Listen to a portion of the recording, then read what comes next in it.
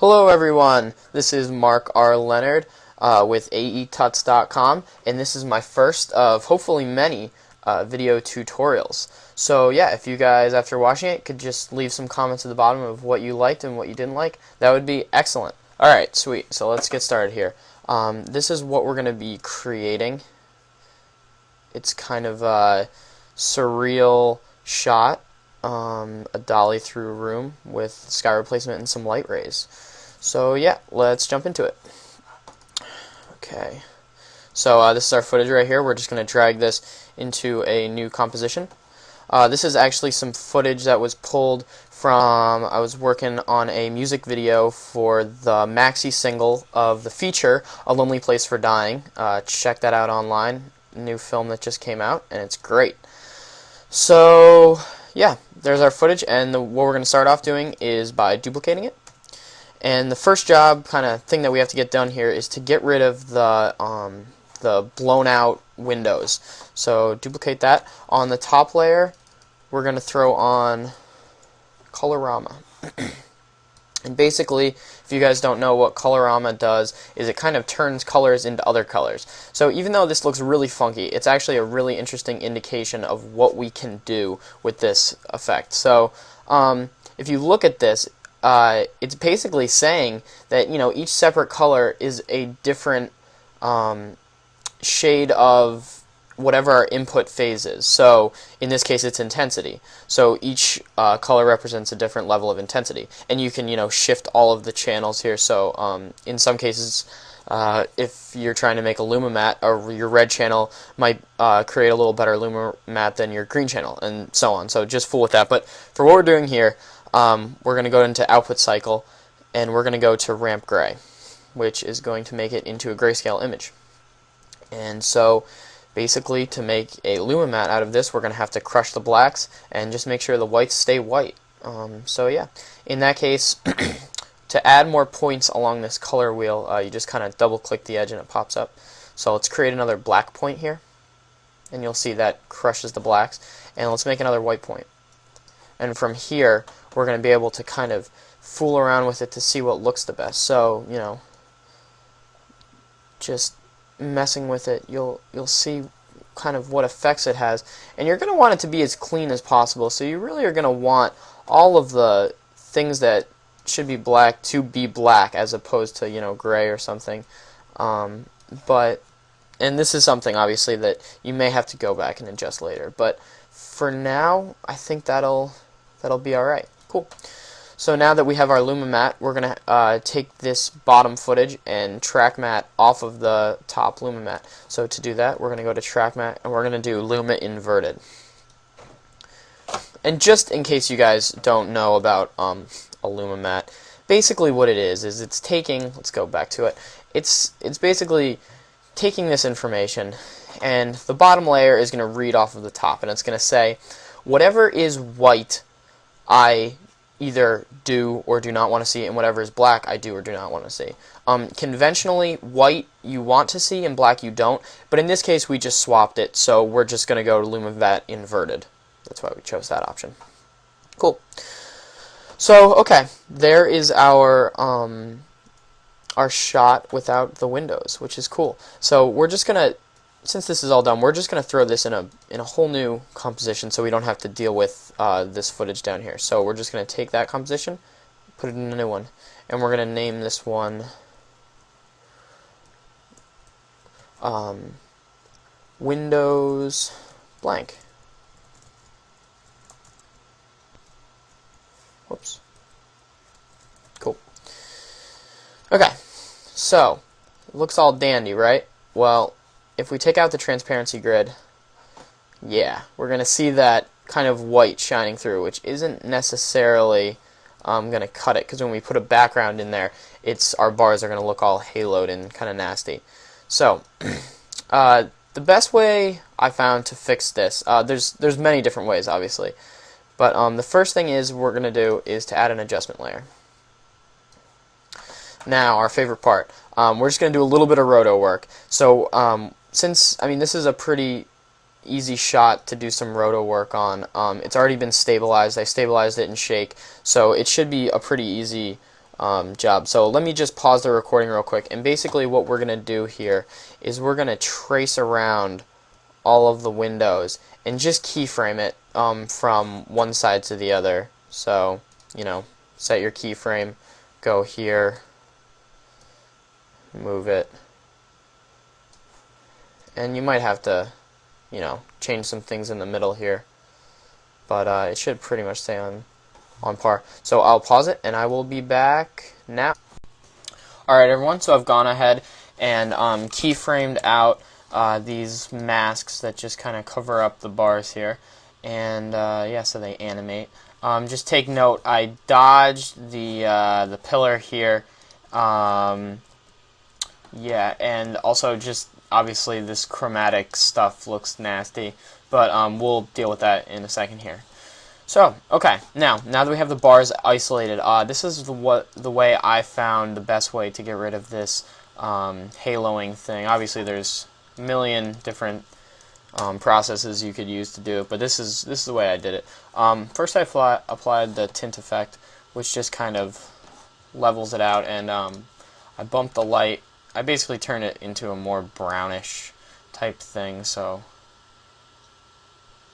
something in there. And then the black, I just made that a little browner too, so in there. Okay.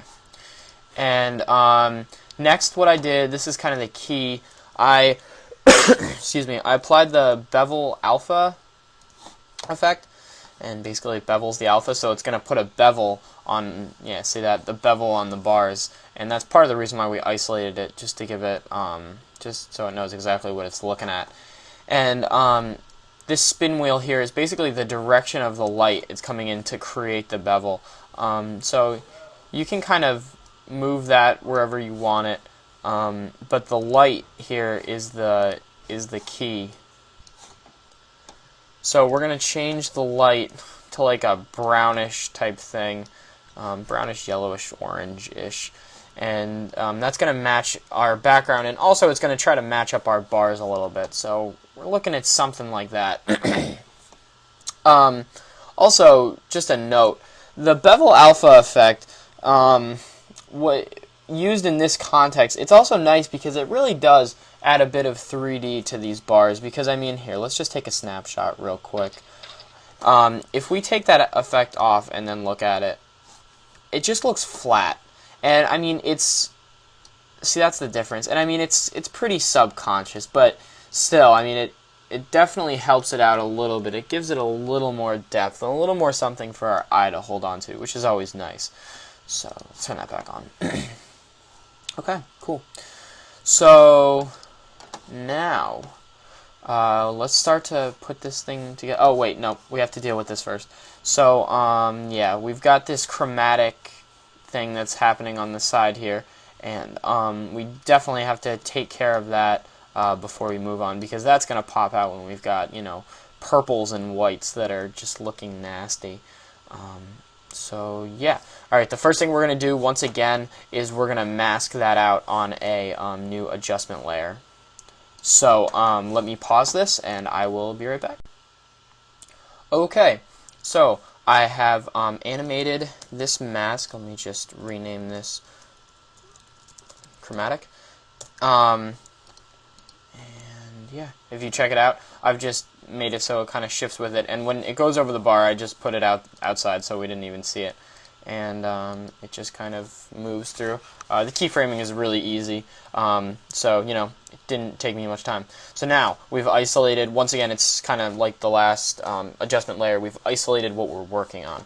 So the first thing I'm going to do to this is I'm just going to apply a simple choker, and basically what a simple choker does, it pulls in the matte, so you know, basically you can pull in however many pixels you want on every side that's you know, that has transparency behind it. And some of you might be asking, well, why didn't we do this on the bars out here? And that's just basically the reason I didn't do it is because the bars were so thin that when you start pulling it in, they were just became almost non-existent. But these are a little thicker, so you can kind of get away with it. So let's just you can just keep messing with this, bumping it up until it looks about right. And basically, we're just trying to get the edge off of it a little bit. We're not quite worrying about the purples yet, but see some of this green junk and just where it's rough, we're just going to try to get rid of that. So maybe around 2.5 or so. See how that looks. There we go. So let's clean that up a little bit. Now to actually, to get rid of the purple. So what we're going to do is hue and saturation. This part's really simple. So in your channel control, we're just going to select the magentas, and we're just going to open this gate up a little bit so it encompasses a little more color. So just open that up, and that's what's great about this, is how you can individually select each color to work on, and it's still adjustable in the sense that, you know, if you want a little bit more, in this case red, or a little more yellow, you can extend that, which is great. So now we should have a pretty good range of that purplish color selected here, and we're just gonna take down the saturation a bit and take down the lightness, just darken it up a bit. There. So that has basically eliminated. I mean, you see a little bit of spill here, but that's not noticeable at all. And I mean, maybe opening this gate up a little bit might help, possibly bring the saturation down even more. You know, however fine you want to get it, but that doesn't look too bad at all, right? The way it is. Nobody will ever notice. And it looks nice and clean because of the choker. Cool. So now we've got that done. And I'm going to pre-compose this again. People have different ways, the way they like to work. Some like to do everything in one composition, or just a couple compositions. Some like to keep pre-composing, and I mean, I can't really offer any advice as to which is better, but whatever works for you, and just try to be consistent, because the better you know your own workflow, the better it's going to work. So, okay, so we're just going to take this Windows blank, what we've been working on, and just throw that in a new composition. Okay, we're just going to rename this one Final Comp, because this is where most of the magic is going to happen. Okay. I'm just going to bump this down to half resolution, because we're working with a full 2K file here.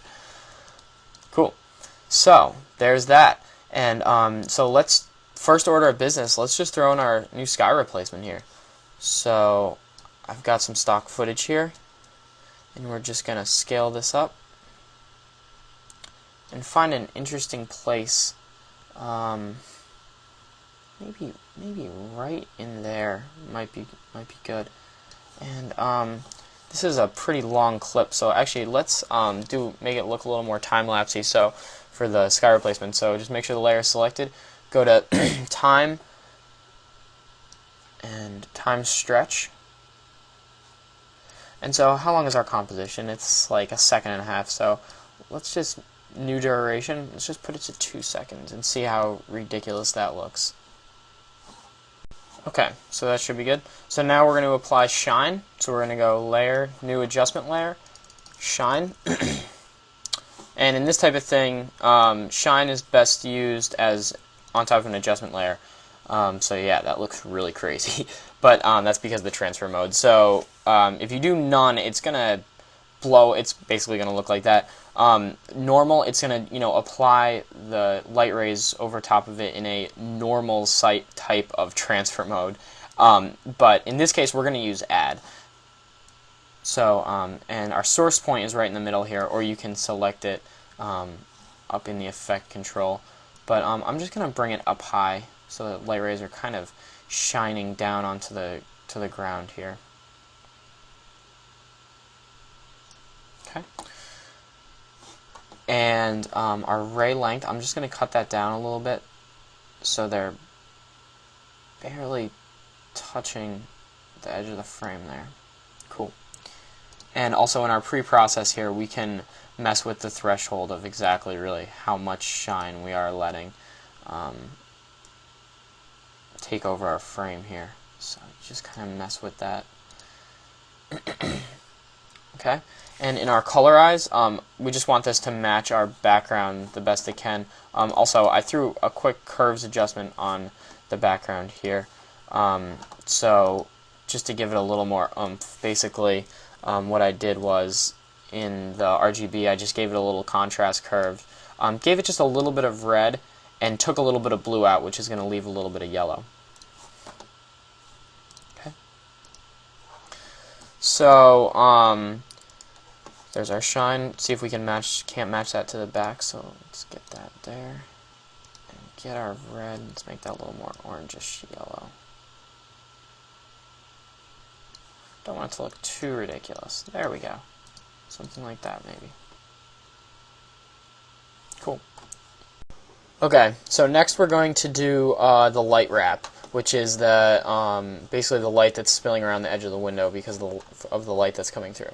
So there's a lot of different ways to do it, but this is kind of the classic way that I was taught.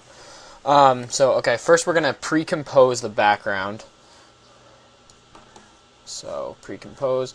Yeah, you can move all attributes to new composition. Okay, now we're going to duplicate this and put it above our foreground. Next we're going to go to Set Matte, lay that on there, and we can actually rename this our light wrap layer, and let's just define this as background. Okay, so Set Matte, and we're also going to need a fast blur on here. Okay, so for our set matte, we're going to set it to the windows blank. And just so we can see what's going on, I'll do that. And we're going to invert it. So it's just the light, basically, that's in the windows. Next, we're going to fast blur it. Now, what that's going to do, that is going to provide the light that's spilling on the outside. So, and then we're going to duplicate that. We're going to turn off the fast blur. And there it is. So basically, this is overlay. So basically what's happening here, this is our background, obviously, and then this is our plate that's set in front of it. The light wrap then is set on top of all of that. Unfortunately, when you set the light wrap on top, that fast blur blurs everything, so it looks kind of funky. So if you look at that alone, it's completely blurred out, and that's not really what it should look like because we only want these edge things. So, and then the overlay is basically the normal thing set back on top of it. So there you go. And to control the spill and everything, you just can adjust the blurriness, or if you can also just adjust the opacity of the layer, and that essentially does the same thing. So you can just mess with that until you think that looks good. That's a little intense. It just needs to be really subtle, that's all. That's what we're going for. So just keep messing with these until it looks good.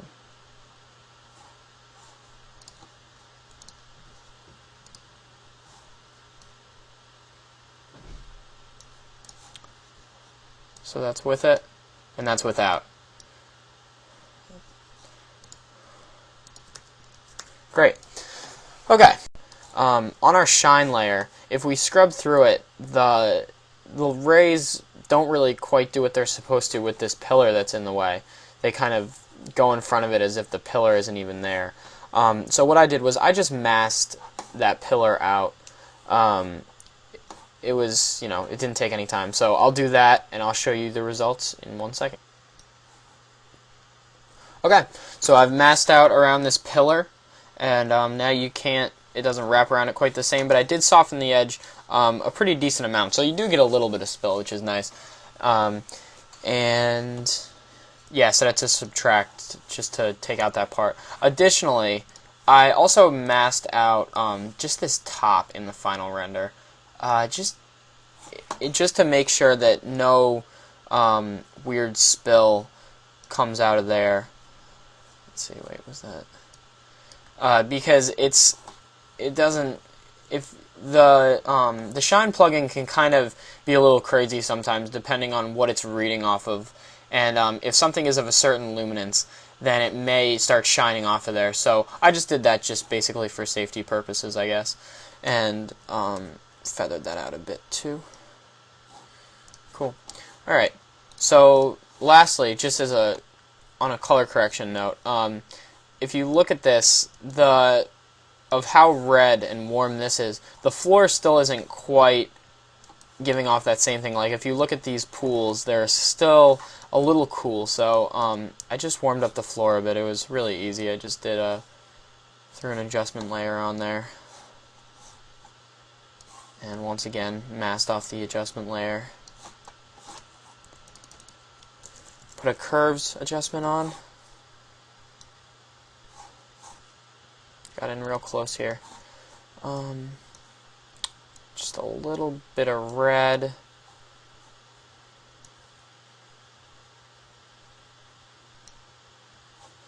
And then took out a little bit of blue.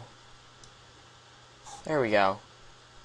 So I don't know if you can see that on the web video, but that's with it and that's without. It's really subtle, but it's definitely necessary to try and match these up the best we can. So yeah, that's much better. And then feather this mask off a bit. And yeah, so that's our shot right there. And one last thing that I forgot to do, for these light rays, in the final render, I actually animated the position of the source point, and it just gives them a nice kind of sweeping light, because what we're using in the back is a time lapse, and this dolly shot has, you know, apparent movement. So I thought I'd animate the rays a little bit. So all I did was I just found where the source point. I set a keyframe at the beginning. Then went to the end and just swept it over just a little bit.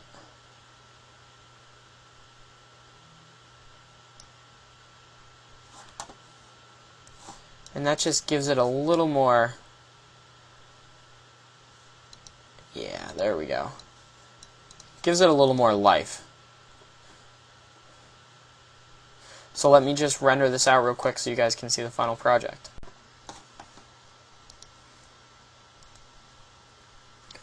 So there it is, the final with the animated rays. Yeah, so I think that's it. Thanks for watching, guys. If any of you guys have any comments or questions or anything, feel free to leave it at the bottom of the page. And hopefully you'll be seeing me again in some more upcoming video tutorials. And make sure to check out my blog. It's markrleonard.blogspot.com. And I still have to do a lot of updating on it. I haven't posted anything for a while, but keep your eyes open. But thanks again for watching. This is Mark R. Leonard signing off of aetuts.com. Bye.